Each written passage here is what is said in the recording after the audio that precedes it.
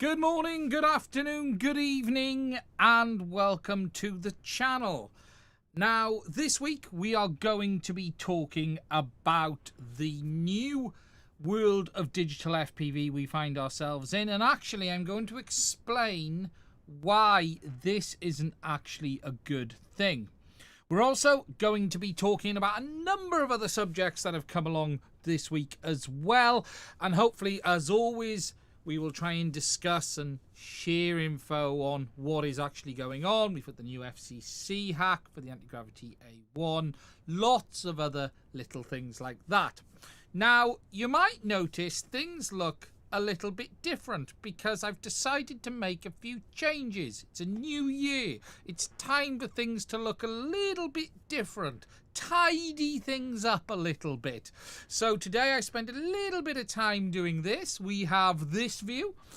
We still have the chat view available, which I haven't figured out yet. I'm working on the chat view, so it's still there if we want it, but that's probably the one I'm predominantly going to go with.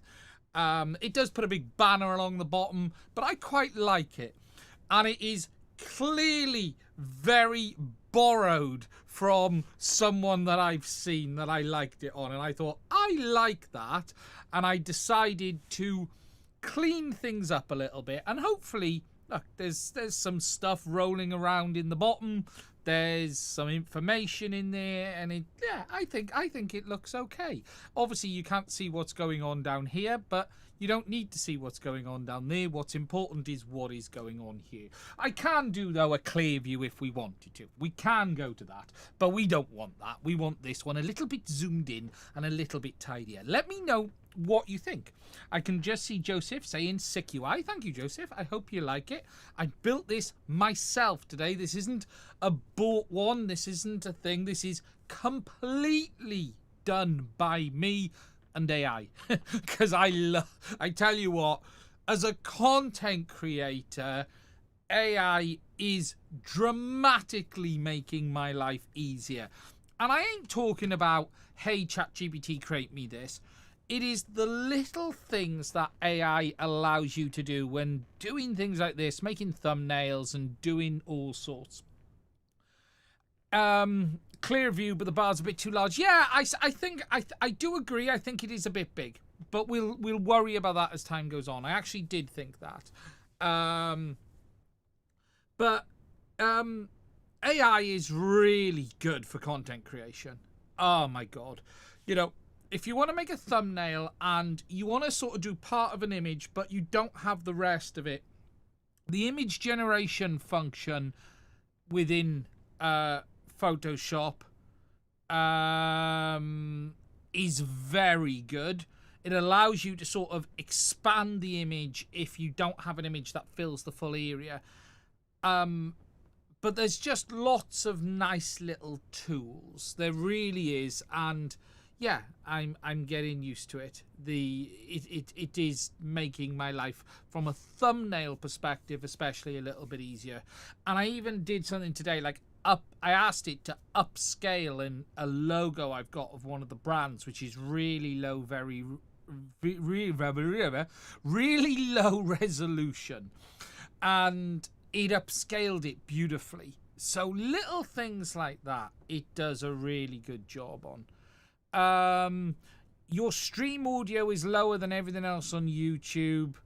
Yeah, look, I boost the audio afterwards. I can boost the audio, but it then brings up background noise, and that is one of the reasons the audio is a little quieter. I can bring it up a little bit. Let me just check something. If I wanted to bring it up a bit, I can. But it's then going to introduce noise as well. So look, audio is always a complex one because unfortunately this isn't a silent room. There are 3 machines running in here. There's a file server. There's 4 machines running in here. There's a file server. There's the live streaming editing machine. There's the new editing machine. That one's actually quiet. It's this thing that's actually quite loud. But look, let me just check something a minute. I can increase the volume. Just warning, I'm going to turn it up a little bit. So just if I do that, you will probably find the audio level has come up a notch now. So just as a bit of a warning to those out there. Hopefully that might... I can drive it higher in OBS if I really want to. Perhaps that's something I'll do next week. Perfect now. Yeah, look, okay, I've driven it up a little bit. I just don't know what it does for the background noise. Audio is a complex beast.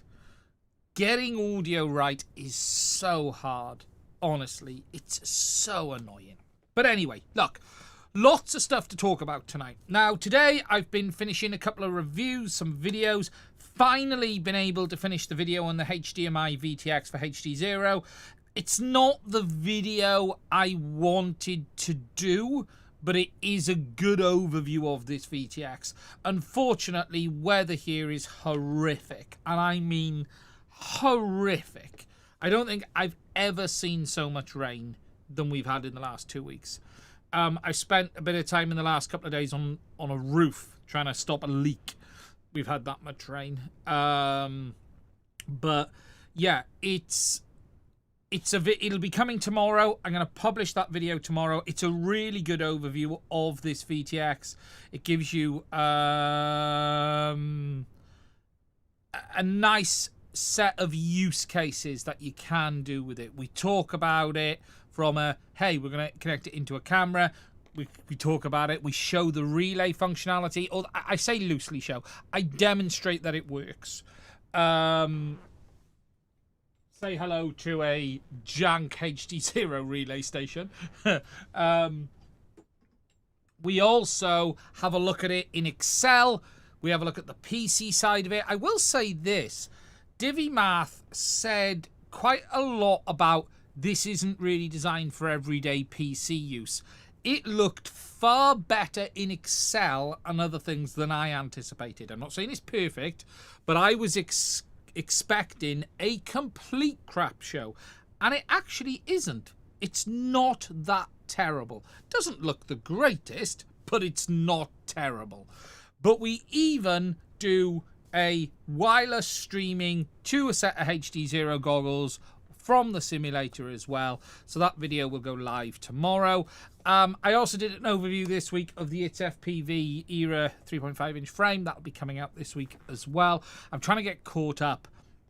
The truth is, I had pretty much stopped making content since December.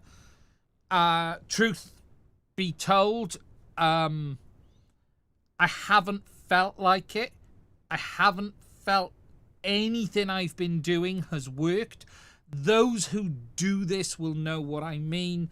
There are times where you do this and it flows, and there are times where you do this and it stops. And the one video that flowed was the TX16S Mark III video. That has sort of got me back in to my flow. Usually I am quite good at getting in front of the camera and delivering a video without insane amounts of messing around anymore. I just found the last 3 or 4 videos I've been trying to do, nothing has gone right, nothing has worked. And then the TX16S Mark III came in, and that was sort of a fresh video from the beginning.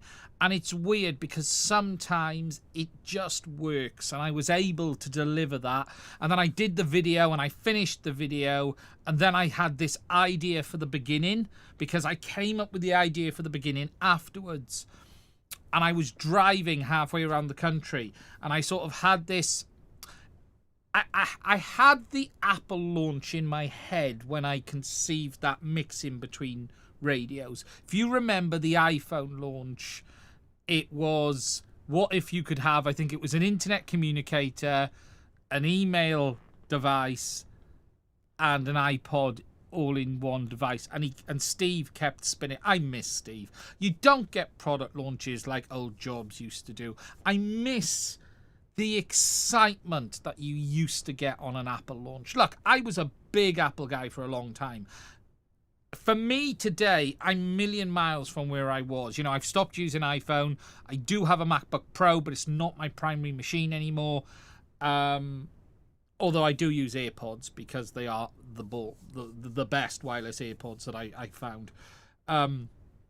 But I do miss those exciting launches. And no one does it like that anymore. No one does it. You know, I'm old enough to remember the MacBook Air. I bought the new launched MacBook Air when it launched. You know, when he slid it out of the envelope. You know, Apple had a way of doing things. And they've lost that way of doing things, unfortunately. And a lot of that was how, you know, the dream team of that time, love it or hate it, there was a dream team at their time.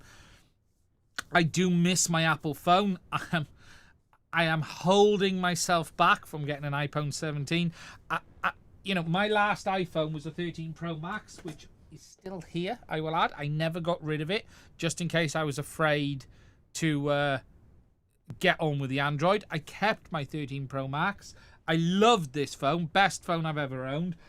I use a Samsung S24 Ultra right now, which is this. I actually think this is a phenomenal phone. So much so, I can't feel the need to upgrade to the S25. I can't feel the need to get rid of the S25. We're going to have to wait and see what the S26 offers. I just don't feel it's a big upgrade at the moment. That's the reality of it. Although I'm stuck on the older versions of UI because I bought this phone from a legitimate place and it turns out it's an import.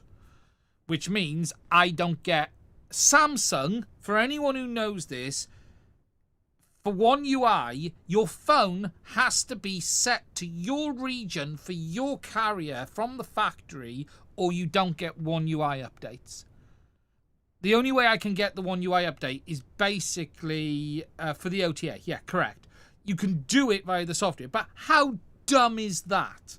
How stupid is that? You can fix it, yes. You've got to change the bloody codes. But it is still stupid. But look, I'm holding myself back from a 17 Pro Max. There is one feature that is stopping me going back to an iPhone, and that is the split screen functionality on the S24 Ultra. I really like having that functionality at times. For those who haven't seen it, the functionality is there. It's really good. It's really, really good. I love the fact that you can split. Why go Android and not de-Google and secure your data? There's nothing on there that I'm worried about.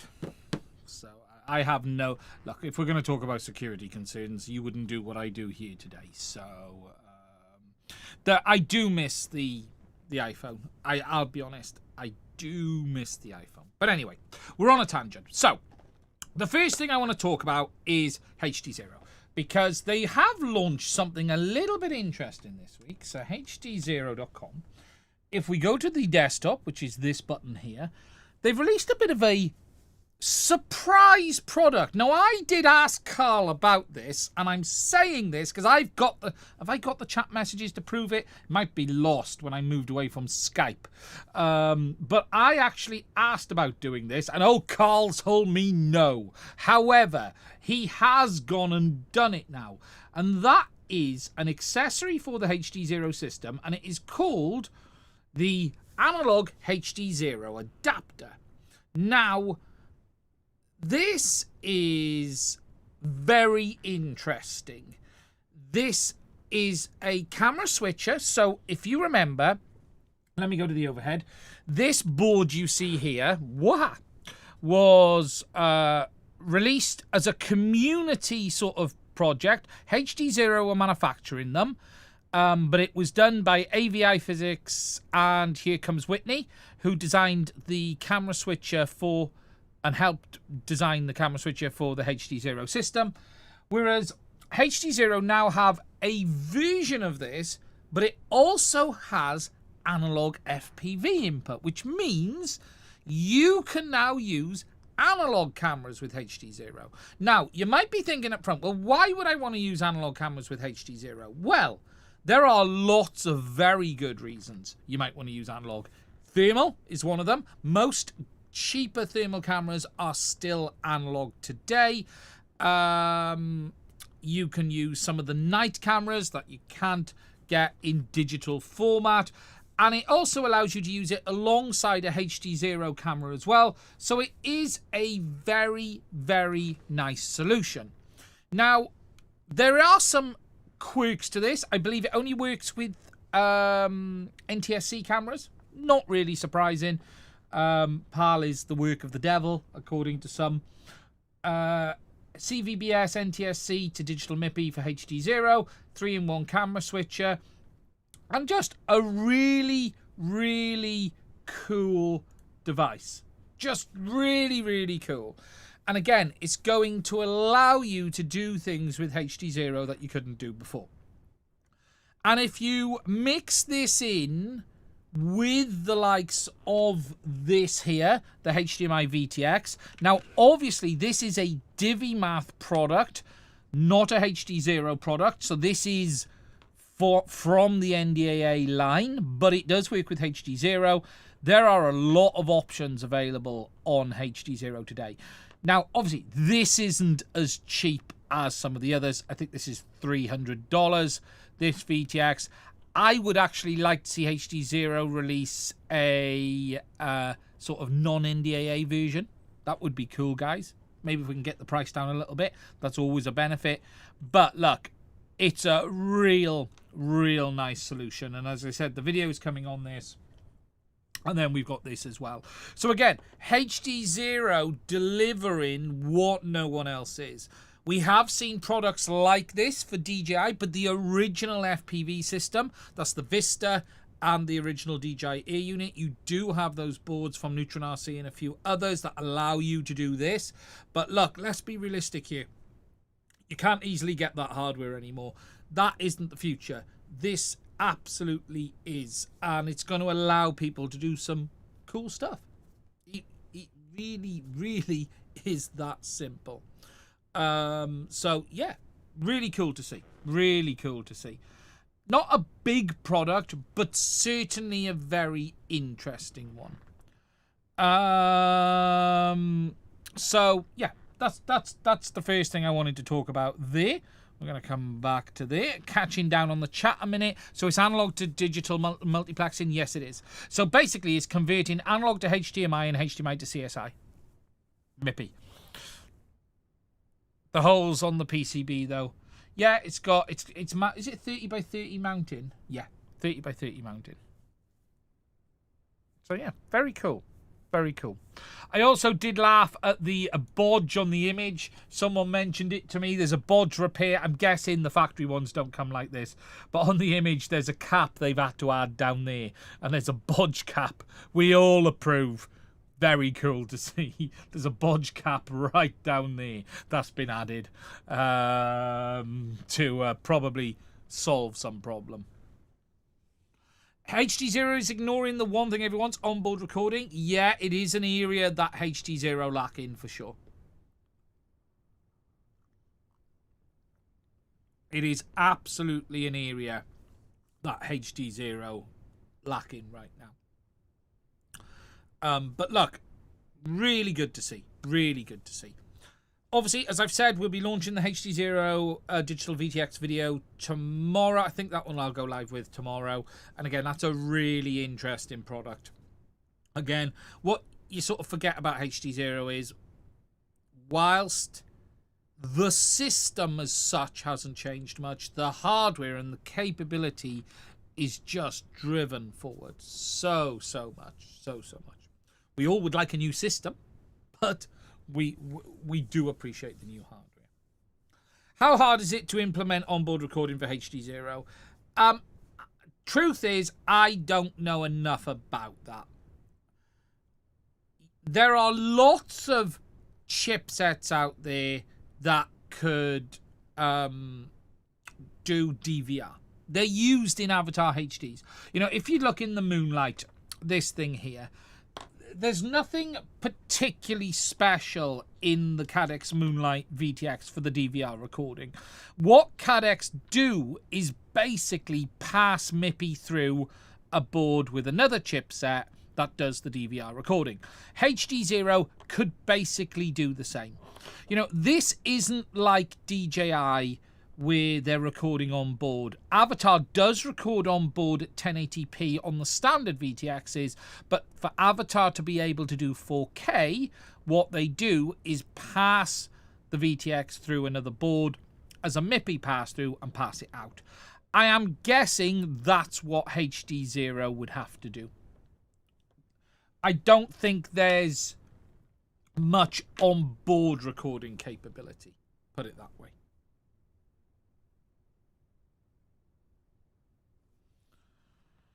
Let me just deal with someone.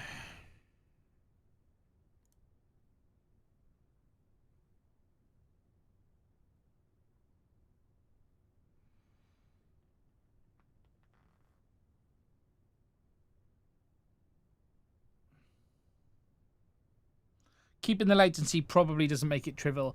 Well, Cadex haven't really seen much of a problem with it, so we're gonna have to wait and see. Cadex haven't really had a problem with it, you know.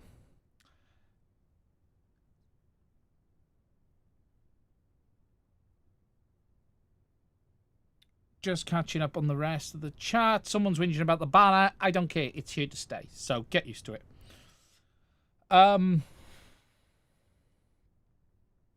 Yeah, look, with HDZero, we're just going to have to wait and see.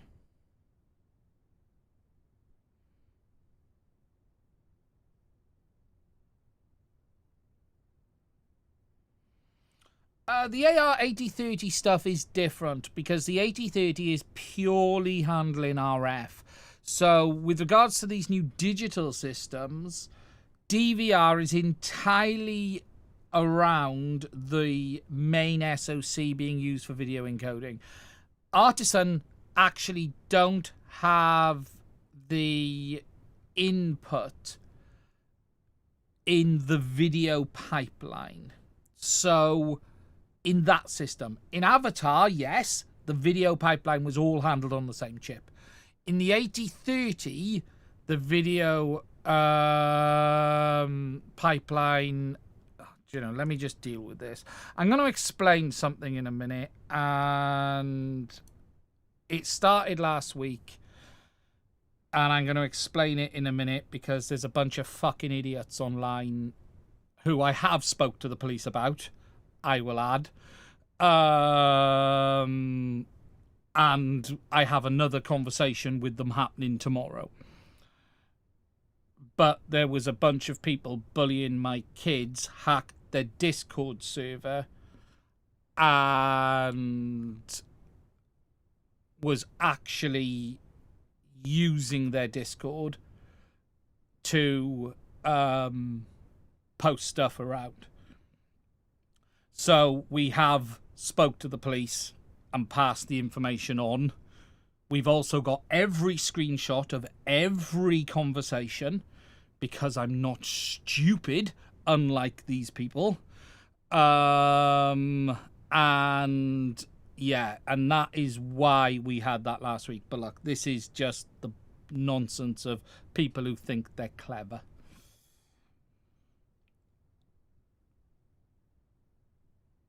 Just got my hands on a HDZero goggles too. They're cool, but they're not up to DJI. No, they're not. You know. They're not. So. Right. So, on the Artisan, the video pipeline is being handled by the main SoC, so DVR is entirely down to the DVR and the main SoC that they're choosing. And this actually leads us very nicely into the second subject, and that is digital FPV and the mess that we are getting into right now. Because whilst there was a lot of excitement around the initial launch of what we saw was Ascent from Cadex, we then saw this Start FPV product, we then have the Beta FPV ArtLink system, and now we have another product coming, which is from HDZero, which is this one here, which is their Draco FPV HD system.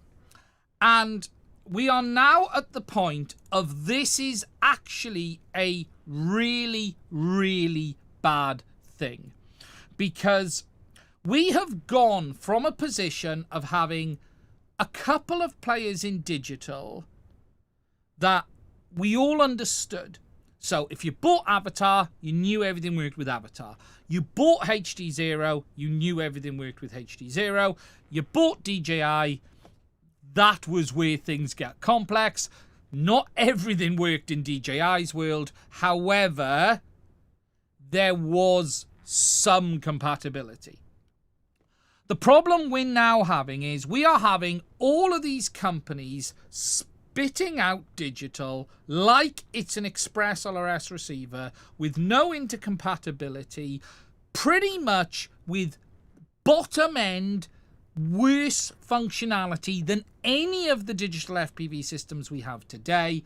And right now, none of these systems, whether it be Cadex Ascent, the Beta FPV ArtLink, the Start RC VT5, this new Draco HD system, none of these actually bring anything new, and all of them are simply bringing worse digital at a lower price. These products are literally the 50 series NVIDIA graphics card of digital FPV, because they bring nothing beneficial to anyone. They don't have compatibility with any of the others, and half of these are going to end up dead and gone in the next 12 to 18 months when they can't sell them. And we're heading for a problem where new users are going to be sucked into these systems and buying a system that ends up being a dead end that doesn't work with anything else, and then they end up having to start again. And I have said this on my Discord, I personally right now don't recommend you buy any of these systems over the likes of Avatar HD or others. As an example, Avatar HD's cheapest setup is only about $50 more than the Ascent setup. And for that $50, you get so much more. If we go on to Cadex's website, for that $50, you get a system that works with all of the other parts, works with all of the other systems, and has the ability to be able to be used in the future in a wider ecosystem. And that is the real benefit these systems have. Original systems, Avatar HD, DJI, and others. And this is the big problem. Here and now, this and nothing from any of these is helpful to anyone, because you're getting less performance, less compatibility for less money, without the ability to easily step up into a better position. And I am getting very concerned about just how many of these systems we are seeing. It is getting out of control. It is basically the same old smashing out hardware. That is what they're all doing. And none of them are really, as I've seen, putting any effort into delivering anything new. Because let's be honest here, none of these systems are better than what we already have. Ascent, Beta FPV, none of them offer anything new. In fact, they give you less in every way. And that is the problem. And that is the issue here. And it's not good, because we're only going to get more problems, more people struggling to be able to actually understand what they've bought and use it within a wider ecosystem. And I don't recommend you buy Cadex, but if you're going to sit here and say, do I buy Avatar or do I buy Ascent? You buy Avatar. That is my stance today. Whether you choose to buy Cadex or not is your choice, but if you're going to do the two, that's the problem. Just checking down on the chat. Actually, considering the AR8030 is not an SDR, there's no timeline where Ascent overtakes Avatar. Yeah, look, the hardware is very capable, but again, Ascent is, the 8030 is the RF modem. It is all of the front end. Everything that people want from a digital system, better DVR recording, improved image quality, all of that is in the video chipset choice, being honest, right now. And then they pump that into the RF side. Obviously, RF plays a factor, but they pump all of that in. And that's the problem. That's the problem here. And is Avatar a dead-end system? Truth is, we don't know. We don't know. But look, if you just take Avatar and Cadex, Ascent does not support the gimbals, does not offer head tracking, although it is built into the goggles, but Cadex have given no information about it. Doesn't support DVR, doesn't support low latency mode yet, and doesn't offer any benefits. Literally, the only benefit of any of these systems is that they are cheaper than the existing digital. But cheaper and worse and not as good value isn't a good purchase. Just because it's cheaper doesn't make it a better value purchase in the long run. And that is the problem. That is the issue. And that's where my issue is with these systems today. And we're going to have to wait and see, but you've got this new system from HDLRC.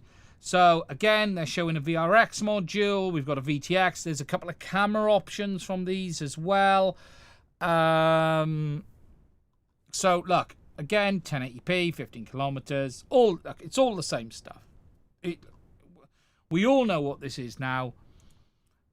What there needs to be is, if there is a prime mover behind all of this and a pusher of this technology, and if that's Artisan, they need to get their crap together to try and sort this all out, to stop all this fragmentation, because this is very bad for the end user at the end of the day. And that's really where I stand on it. And look, we're going to have to wait and see. But look, we do have a new system, HLRC. You can see they're talking about it there. So all day, see all, 1080p. It literally is the same thing.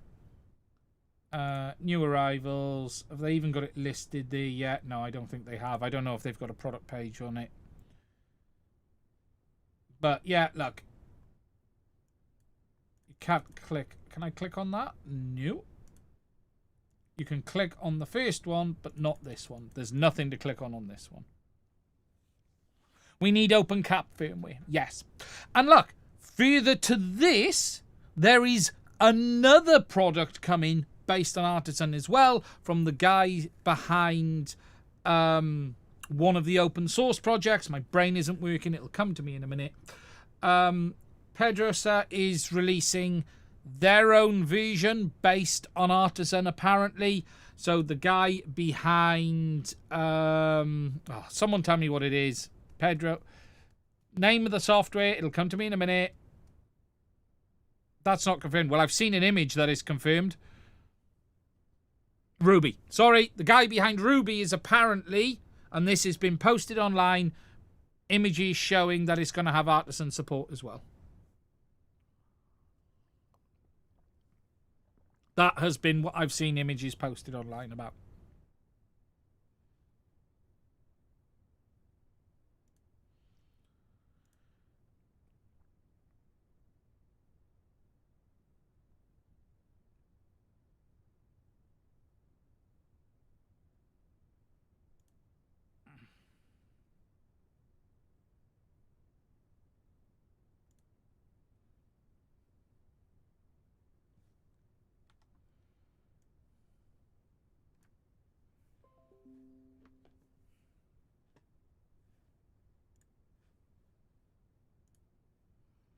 So, look, this is the situation.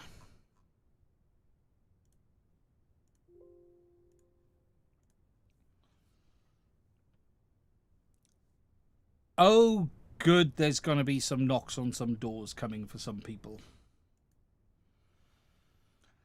Let me just do something, guys. I just want to make a change on something. Stream elements. Yes. They think they're clever.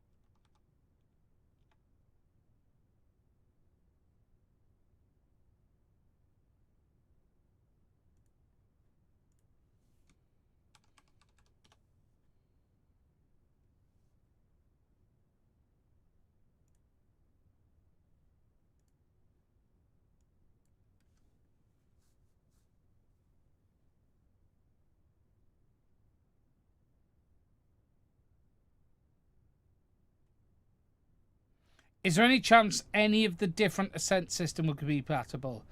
Not that we're aware of yet.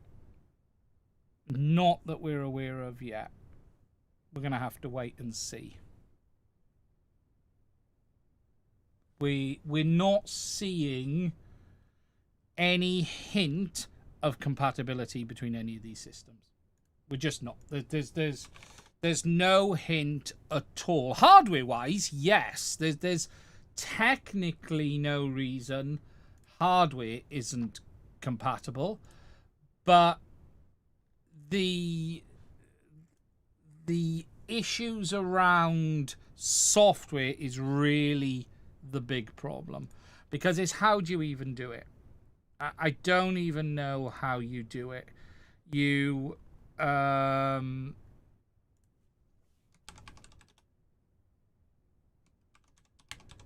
seconds.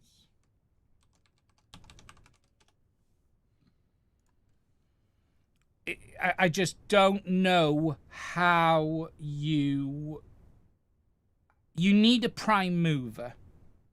You need someone to be the person behind it all. The only way this will work is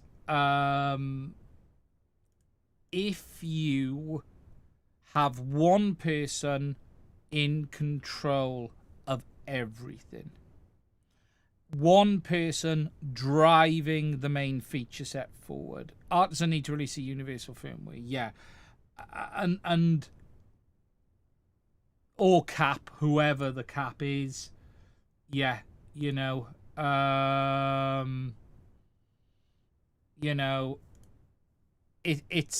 it's hard to really see how you would do it. 2 seconds. The CCP should mandate all new digital FPV systems across compatible. Yeah.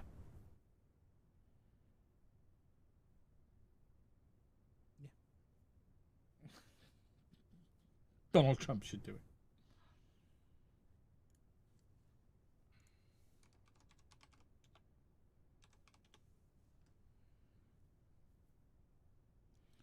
All we now do that's an 83 ear unit. Not sure.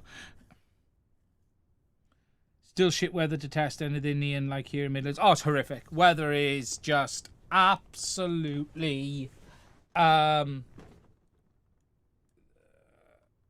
weather is absolutely horrific.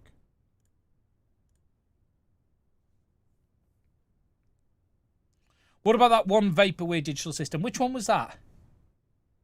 Hi, Johnny RC. How are you? Just reading down on the chat, and I'm just making a couple of changes, guys, just to...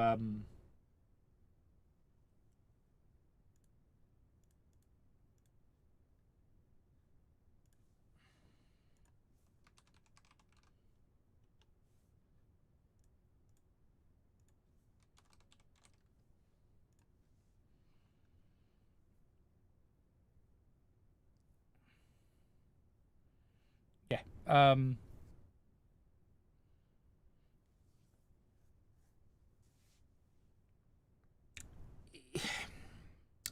I don't like where any of this is heading. Hawkeye. Yes, sorry. The Hawkeye. Yeah, we still don't know about that. That could be another. Genuinely, Hawkeye could be another one as well. Do I sim? I can't enough because it makes me feel violently ill. I've always said this. Sims always make me feel violently ill.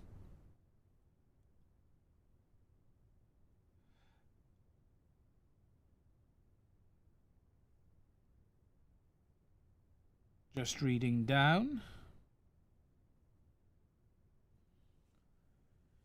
Yeah, you know, it's...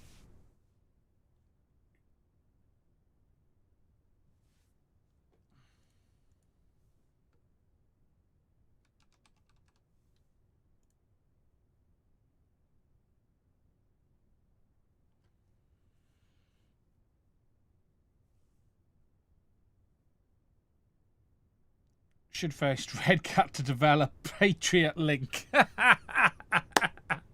Miracle! in red, white, and blue. The VTX oh, come on. We need to AI this. Patriot Link Digital FPV. In red, white, and blue. The goggles... Well, the VTX will have to be in camo, but the goggles could be in red, white, and blue.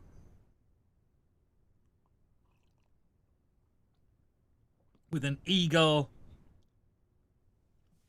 And it's got to be a gold VTX as well. What's my best guess on the timing for a standalone P1 VRX? I don't know. I am waiting for my Cadex VRX to come. I have ordered my Ascent VRX. It hasn't arrived. I don't know where it is. I don't know when it's coming. I haven't even had a shipping notification for it. So, yeah. Just, I don't know what I can do. Just got to wait and see. No, they haven't started shipping yet. SD cards, what's great out there now? I tend to use, without any deviation, these SanDisk Extremes. I tend to use these for everything. I have loads of these. Mostly because I keep losing them and then finding them again. But you can see there's 3 there. Best SD card. The baseline VRX I ordered because you couldn't order the Pro when I did it.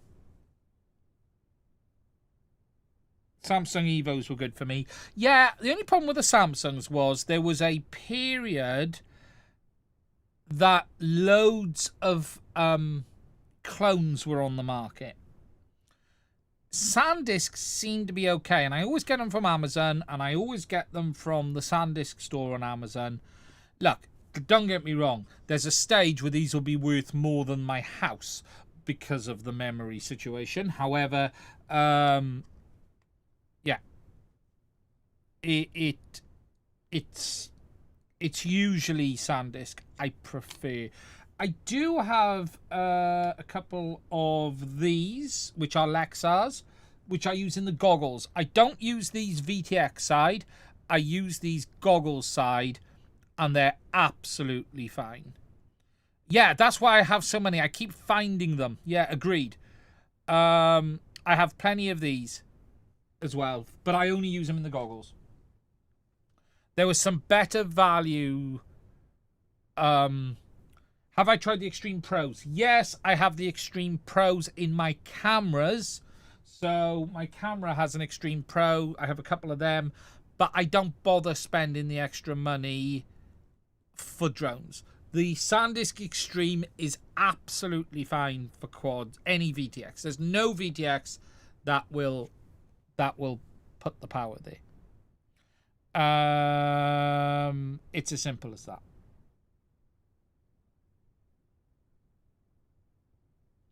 Unless they go express. Yeah. Yeah, look, it's as simple as that. So, look, this new digital world, whilst interesting, is not great at the moment. We're just going to have to wait and see. That's all we can do. Right. Now, let me just catch up on the chat a minute before we get into the anti-gravity.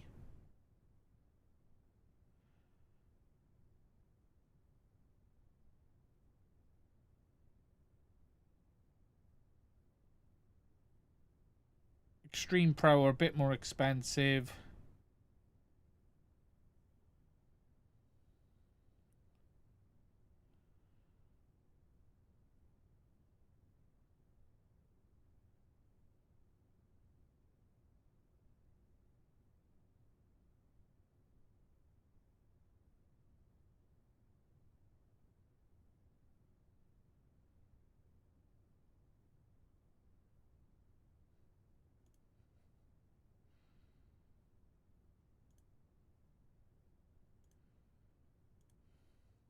No, I'm not stressed at all. Why would I be stressed?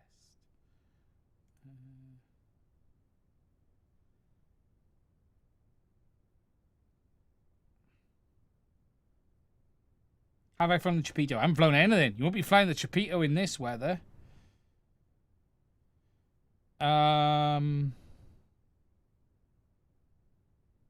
Yeah. You will not be flying in this weather. The rain, just rain, rain, rain. Just crazy. Just crazy. I have been waiting for some new releases from TBS. There should be something coming around now, I believe. I thought there was something due. Haven't heard it. Haven't seen it yet. Be nice to see something new from the team over there.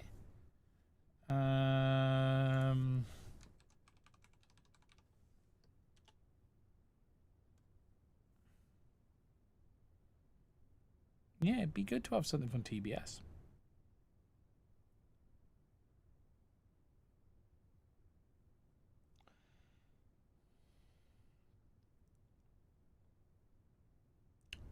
Did imagine to get the Caddx Eclipse camera working and be able to change the camera outputs via GPIOs. I couldn't get any of the GPIOs working. I'm not sure every model has all of the functionality. That's the problem. I don't think all of it has all of the functionality. That's the issue. It's a weird product. It's a very, very weird product, and I just don't think all of them have the ability to do everything.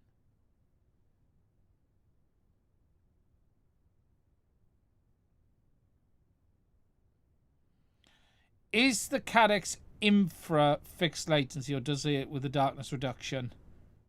It's really hard to say. Latency definitely moves around. It will move around with exposure because the natural moving around of exposure will affect latency as well.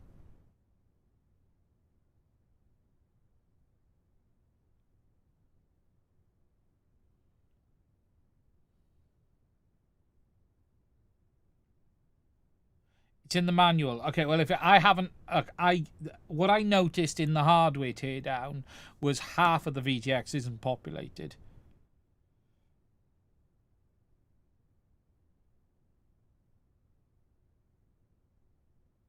TBS has been a good company over the years. Yeah, TBS has been a solid company for sure. You know, they have loads of sort of quite wide-ranging products. When you look at it, there's loads of stuff on there.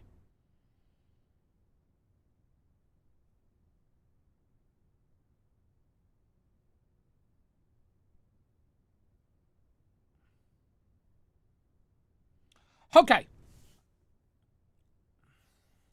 Can I remove the ceramic antenna in the T8L and solder an external one? Yes, absolutely. Look, I'm not going to say you're going to have the best performance in the world, but it's going to give you more than the ceramic. I would get myself a pigtail, cut it back, and do as tidy a job as you can do soldering it on. It's going to give you better performance than you can get from that ceramic antenna. That's a reality. We are still waiting for DJI to launch the 360. We haven't seen it yet. Haven't seen it for a while. We're going to have to wait and see. I believe it's going to have a China launch. That's my understanding. So we decided oh God, my phone started playing something. We believe it's going to have a China launch. And that will be the first launch, and then we'll see it come into the rest of the world.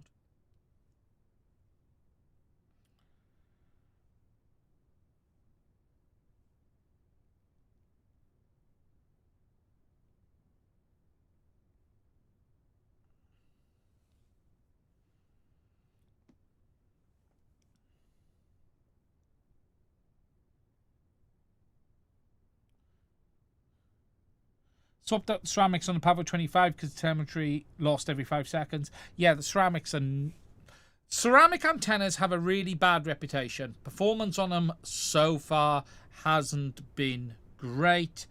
We're going to have to wait and see. That's all we can do. So, yeah. Right, let me find it. The Antigravity A1. Where's it vanished to? It is here.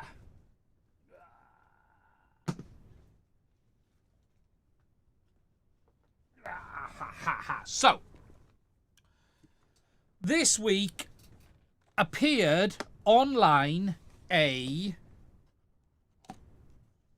FCC hack for this, the Antigravity A1. So let me unfold it. And as I showed in the video I published yesterday, it allows you to force it into FCC mode. Now, we don't know where this hack appeared from. The reality is, it would have come from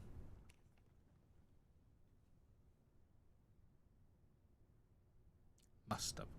However, it's a test file that allows you to put the drone into FCC, which means it should allow CE users to get a bit more performance.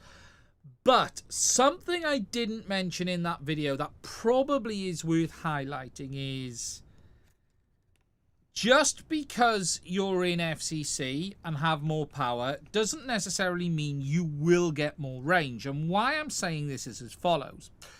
In Europe, the Antigravity A1 supports 2.4, 5.2 and 5.8 gigahertz bands. 2.4 is limited to 25 milliwatts, 5.8 is limited to 25 milliwatts. However, 5.2 gigahertz supports 200 milliwatts of RF power. The real big benefit of 5.2 as well is the fact that it is a really empty band. And that means whilst you have not only more power than CE region, it also is a nice clear band and no one is on it. Now, when you force this into FCC mode, you're going to lose the ability to have 5.2, but you're going to get up to 1 watt of RF power in 5.8 and 2.4. So, if you were flying this in the kind of places I generally fly, the FCC hack should actually make a real good improvement. RF clear environments where there is no interference. However, if you're flying the A1 in an urban environment around houses in a town, you may actually find you get worse performance with the FCC hack because you lose the ability to use the 5.2 gigahertz band.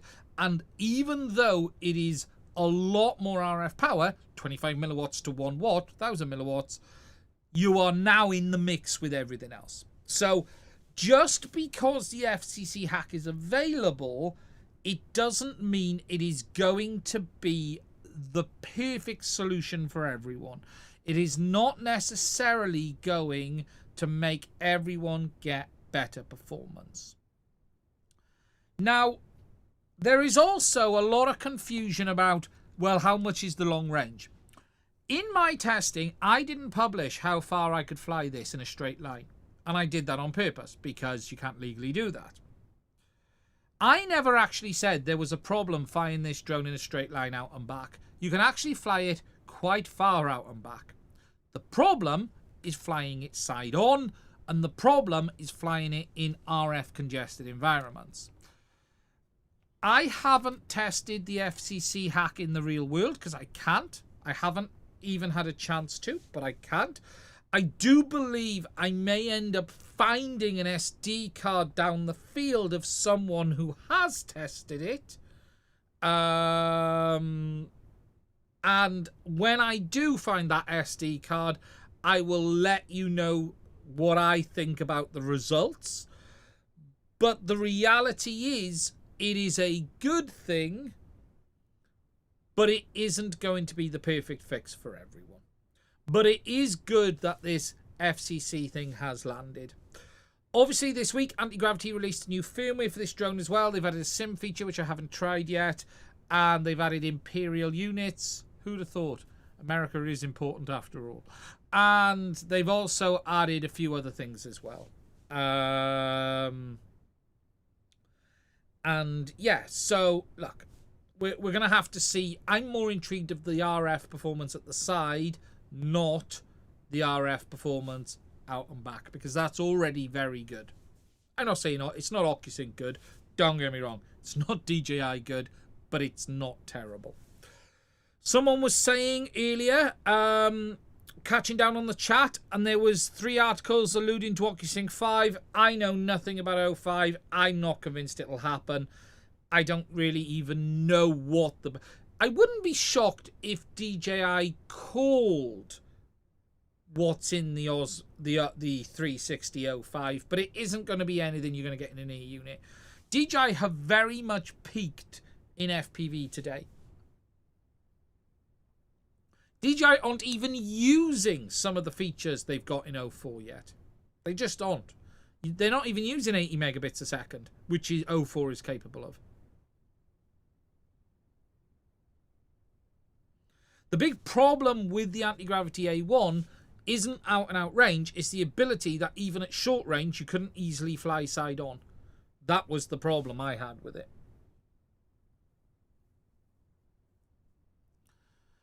But someone said there were 3 articles alluding to OcuSync 5. I don't see it anytime soon. There is a potential that DJI will call whatever the new chipset they release, not RF, but video chipset, and the current S2 O5. Remember, OcuSync is 2 separate chipsets. It is the S2 for the RF, and it is whatever chipset they choose for the video processing, Eagle 3, Eagle 2 at the moment, or Eagle 3T at the moment. Eagle 3 in some of their consumer drones. You don't need the Eagle 3 in FPV. You're likely to see the Eagle 3 in the Avata 360. It is a far more powerful video chipset, but you don't need that in an ear unit. Nothing in the ear unit today is limited. It just isn't. There's nothing massively limited about it. It really doesn't need anything O5 can bring. What DJI will do eventually is release O5, But from a technical perspective, how different that will be from 04 won't actually be dramatic. DJI may use some BS naming to call it 05 because, I don't know, DJI has a habit of naming the name changes when they add a different type of feature. So, as an example, the original FPV system was OcuSync 2, technically. 03 is basically the same, but with a video processor. 03 Plus was dual band. So, look, they make some name changes, but the reality is we've somewhat peaked with DJI. I'm not saying they can't develop it, but you don't need an ear unit with a massive CPU in it and video processing that you're just not going to use. The only thing you could have DJI do is, could they release an 05 ear unit that does something like ProRes RAW? That's a possibility. More video processing is going to give you, I don't know, higher bit rates. ProRes 4. Perhaps they'll do 200 megabits a second, 300 megabits, 400 megabits a second. Not over the air, just on the DVR recording. You know, could DJI make an we've got 04 Pro, so could you have an 05 Pro that does 200 or 300 megabits a second? You know, that's a possibility. You know, that really is a possibility.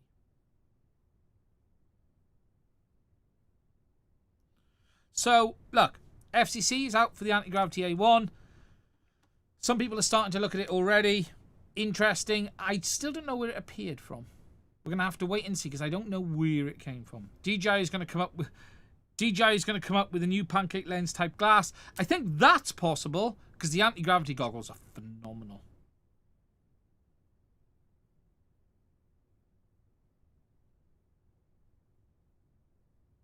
Let's see when 2.7 transmission hits.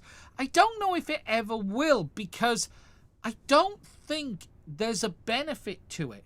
The big problem today is, 1080p at this lens size, at this field of view, I don't think it's going to help.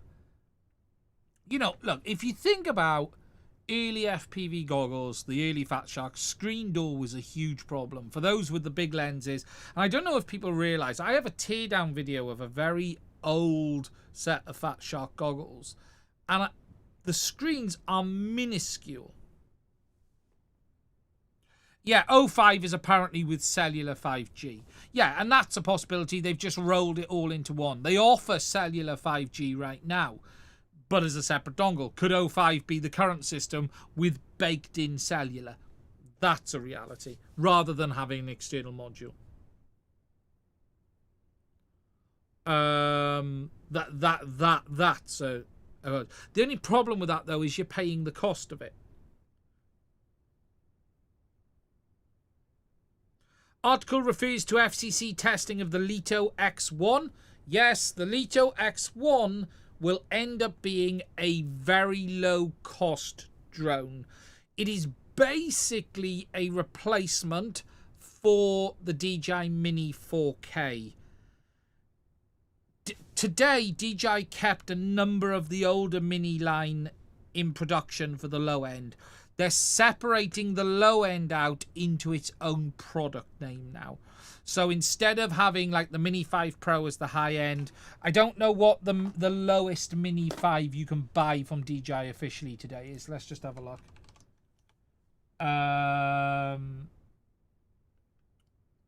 Camera drones.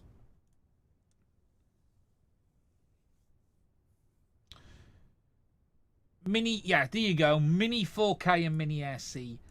The Leto or Lito will replace this, in essence, is my understanding. So it's going to be its own product line rather than the Mini 4K. That's what my understanding is.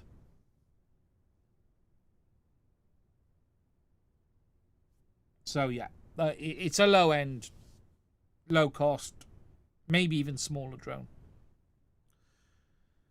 It isn't quite clear if it's replacing this on the lower end or it's even something that sits in between. Oh, 05 for live audio. Yeah, DJI aren't going to give you that.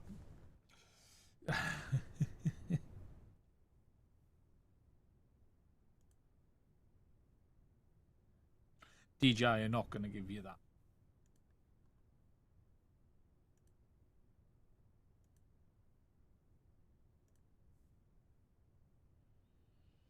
Cellular transmission. Cellular is a few hundred milliseconds, usually.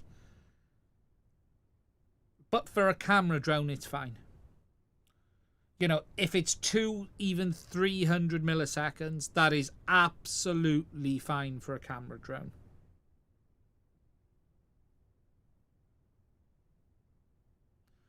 FPV drone had live audio on early firmware. Yeah, DJI removed it in there because their camera had it. The original DJI FPV system has a microphone in the ear unit.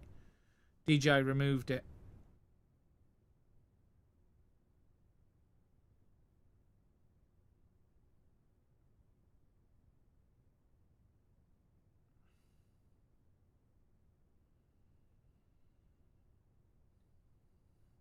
So will there be goggles 4? There's no hints yet. There's no hints, very little hints of anything new from DJI. Usually you'd have a lot of leaks. I'm not aware that the Avata 360 will even launch with a new set of goggles. My understanding is goggles 3 N3. That's my understanding. So you're not even getting new goggles with that either. Which is just crazy when you think about it. It is just crazy. Now, with regards to anything else that's gone on in FPV this week, I did talk about... Did I talk about this last week? Let me just think. Did we talk about the frame company going under? I can't remember.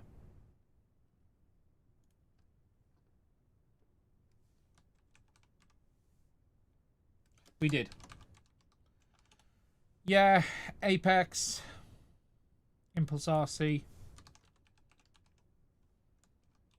And I say going under, got shutting down. I don't mean it in a negative context of they've run out of business.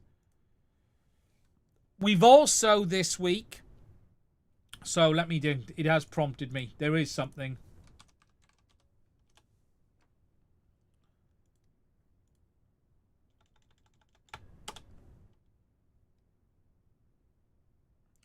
Brain FPV have also shut down. So last week we were talking about this, which was Impulse RC. Alongside then, Brain FPV have also stated that they are ending. There's nothing on their website, but I did see a post from them on social media. But yeah, Brain FPV have ended as well. Let me just see if I can find the post.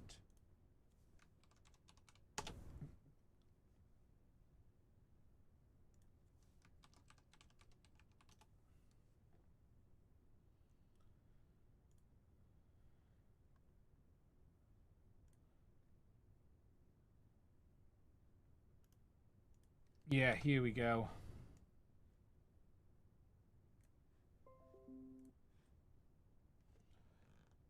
So, Brain FPV, LDO.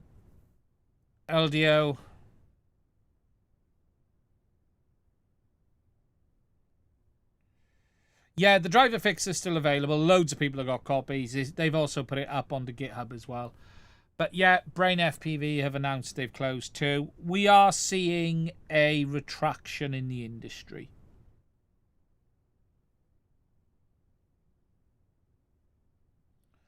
It's a real shame.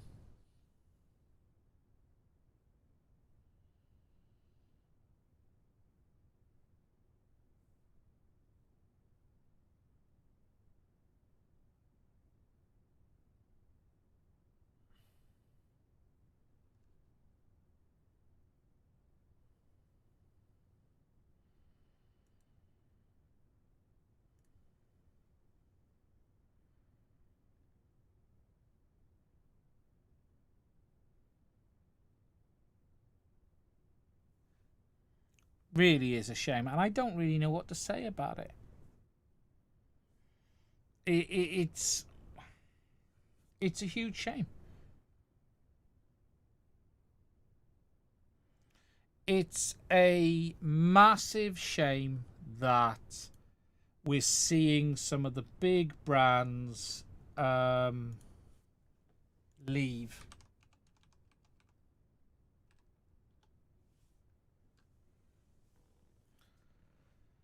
Yeah, they are one of the oldies. I used to use the Radix. Well, I had the RE, the Brain FPV RE. I have one here somewhere. And they had an external barrow module. For those who don't remember, I have one of them. The hobby is under... Yeah, they had a real nice OSD, because the only downside to the Brain FPV gear is you had to wait for them to modify the flight control software for it to be able to work. Look, you've got people who don't want to sell their souls and do military, which is good. Look, commend them.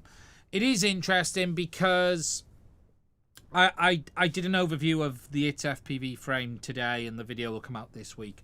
And it's interesting. Every time I do a video about a sort of frame like the ITS FPV, right? So something like this. I'll do a video on the Aero, the Aero Mini, or any of the low volume, you know, specialized type frames. You know, the Aero is £90 in the UK, the Aero Mini is 67. And you always get people talking, yeah, but what, that's too expensive. You can buy cheaper from Speedbee and others, and you can.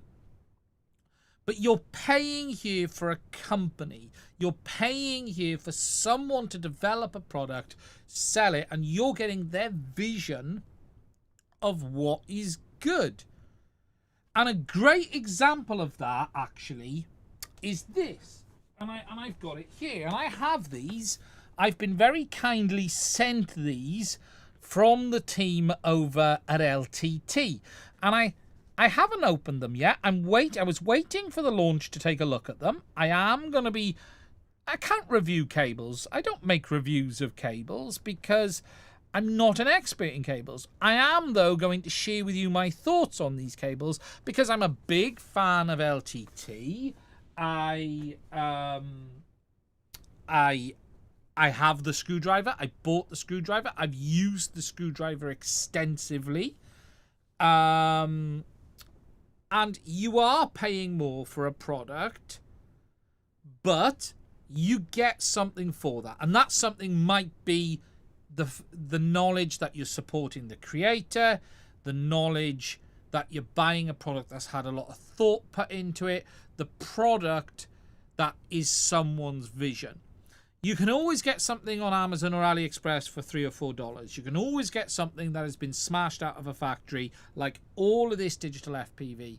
However, with that comes the problems we're facing today, which is the fact that you can't really easily get anything that actually works well with other products, and that's the problem. So is that the one that took 4 years to develop? It is.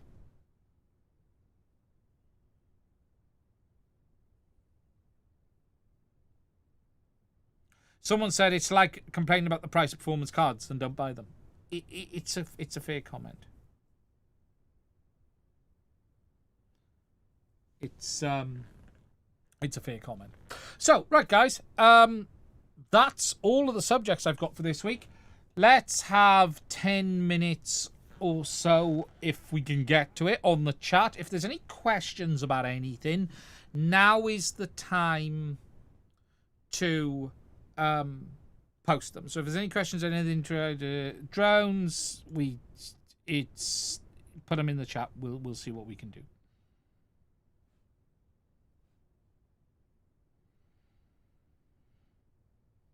Any future plans for 2026? I'd like the weather to change. Joseph's addicted to printing PBA. Do you know what? I've been out of printers for a few months. I need to catch up.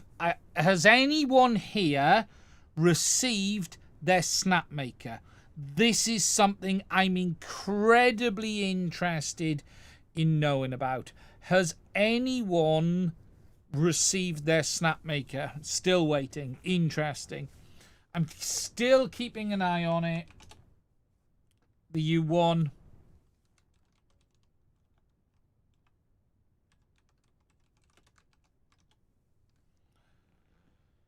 They said they're sending it this month. I'm just looking on YouTube. So here's interesting. Are they still sending them out to people? So, relevance, upload date this month. Ooh, someone's posted a video about a problem. Okay, I need to watch that video.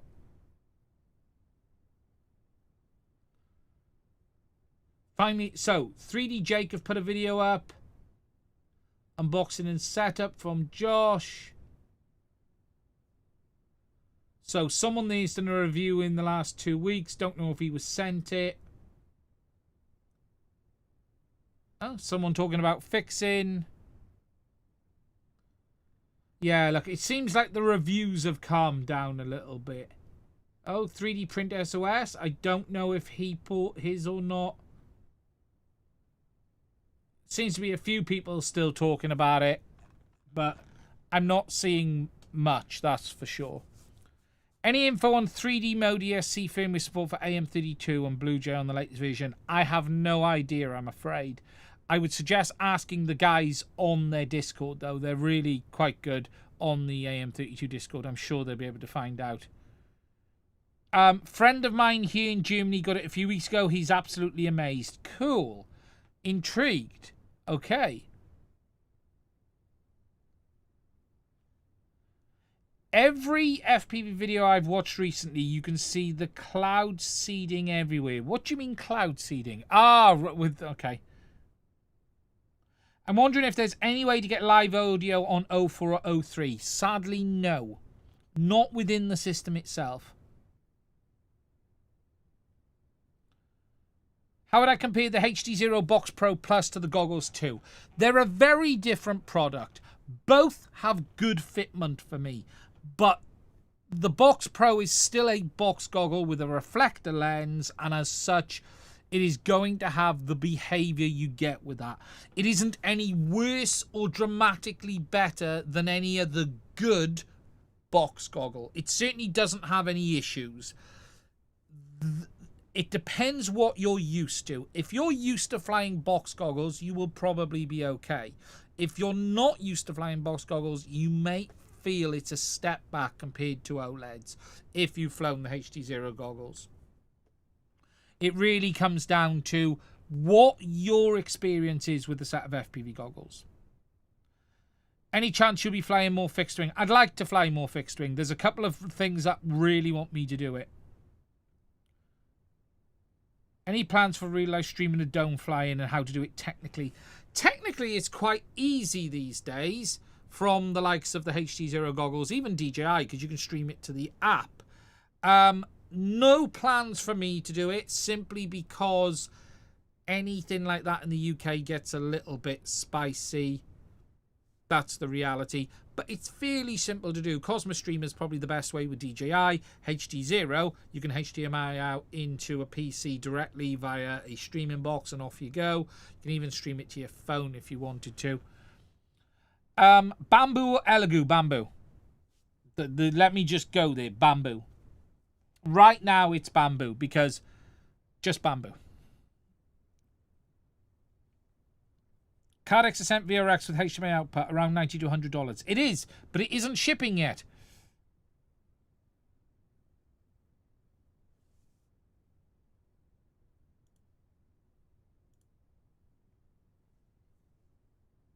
Bamboo. Yeah. Bamboo.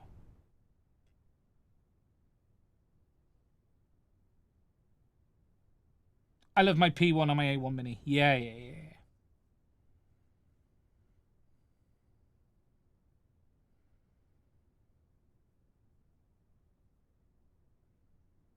Ordered my sent VRX, apparently the FC.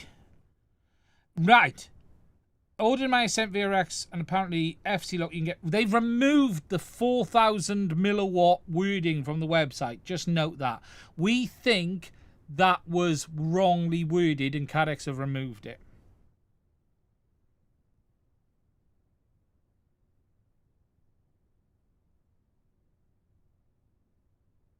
A1 Mini is a fantastic printer. With 04 unit light, I don't need a dedicated receiver. Correct. Just con to the FC via S bus, then use the FPV remote controller 3 and goggles 3. Yes, you can absolutely do that. I don't personally recommend it for long range flight. If you're flying around a field, it's absolutely fine. You don't have to use your own receiver. It has S bus output.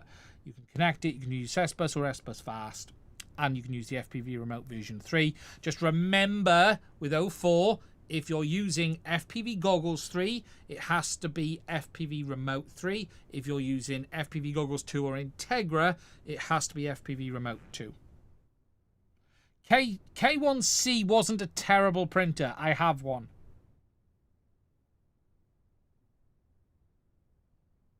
It wasn't a bad printer, the K1 series. It had some problems, but it wasn't a bad printer. Can the West make FPV drones without China? Not really. They can, but not really. Not really a massive thing.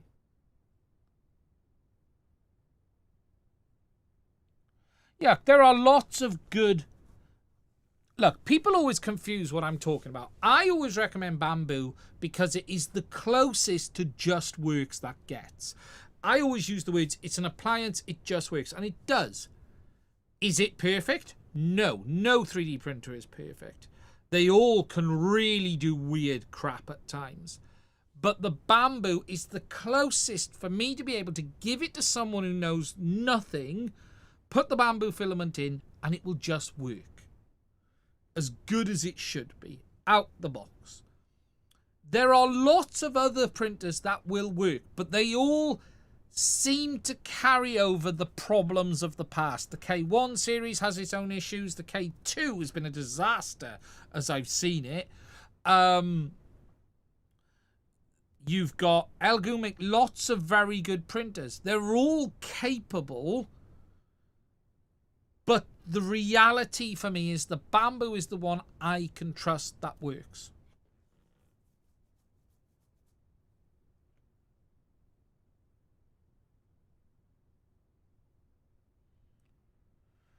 Have I replaced the C20T internal ribbon cable? Mine's severed. I ordered a new one. No, I haven't. Let me just... It's not terrible to replace a ribbon cable on a gimbal, but you will have to be careful. Have I tried PPSCF? No, I haven't.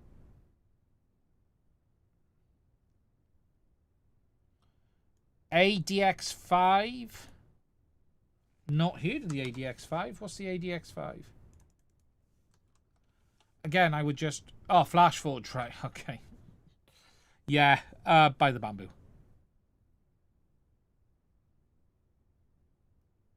Will the DJI Neo and Neo 2 connect to the various DJI mics? Right, there is some complication with that. I can't answer that because DJI did add support for the Neo 2 and the DJI mics. But for when you were recording yourself via the app. The mic doesn't connect to the drone. The mic connects to your phone. But I haven't tested this on the Neo 2. The idea is for you to be able to use the microphone for recording your vocal audio whilst the drone is following you.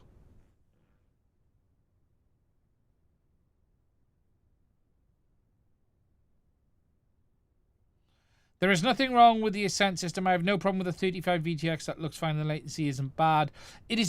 But it's bad value when you then say, well, hey, I want to now build myself a 5-inch freestyle quad, and the goggles don't work with anything else. The VTX doesn't work with anything else.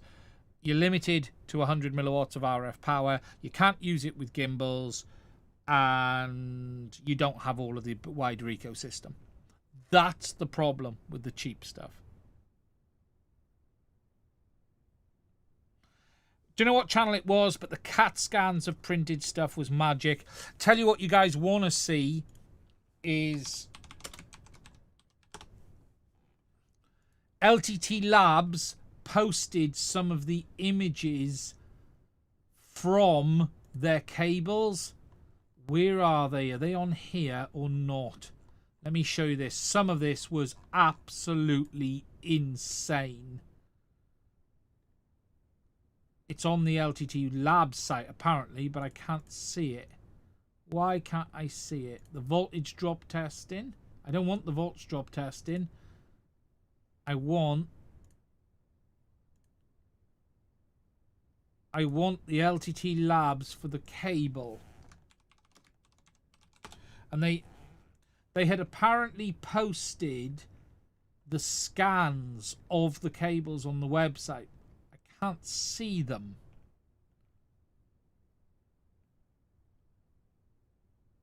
Cadex have said there would be, yeah, but none of it exists today. And that's the problem. And you cannot buy anything based on a promise. We've been here before. Cadex, we know when a VRX is coming, but we still don't have high power VTXs. We still don't have, yeah, where they showed it on the latest one. Did they show where he showed the images from? Is it on the lab site?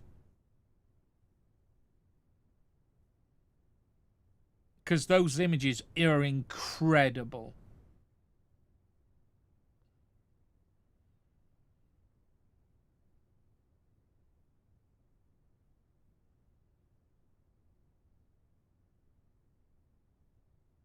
I can drop test anything right now. I have Avatar and I'm going to use the Ascent system with the VRX, which has more power than 4 watts. But the standard VRX doesn't have 4 watts. Just take into account, Cadex got their marketing wrong. The standard VRX does not have 4 watts of power. They've removed that from their marketing now. It was not correct.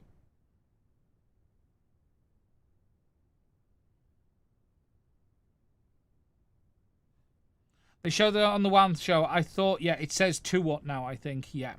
And that's the VRX. There are no VTXs that are offering high power at the moment. Yeah, they showed it on the WAN show. I just thought it was available on the lab's website. Perhaps it isn't yet.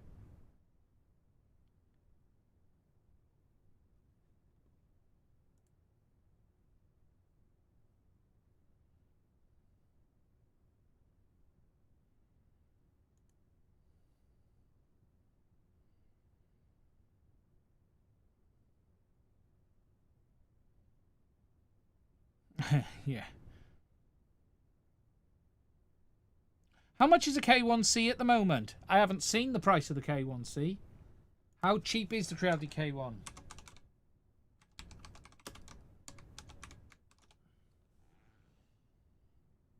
$379.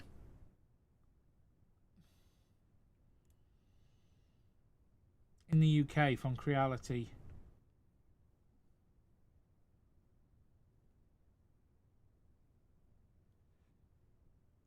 Post it in Discord.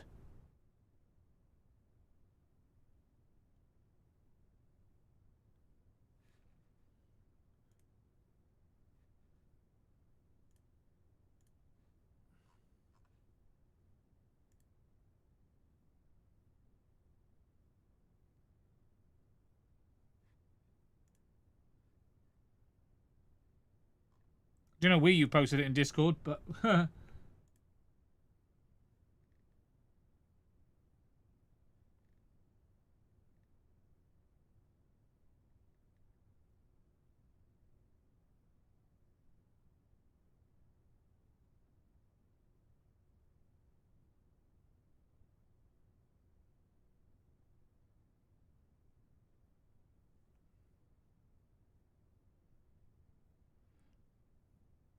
3D printing. 2 seconds. 3D printing. There it is. Ah, yes. Yeah, that's the filament thing. Yeah. Will DJI release a new 04 light cam from the Neo 2? Who knows? They may. We don't know for sure. The truth is, we don't know for sure. You know,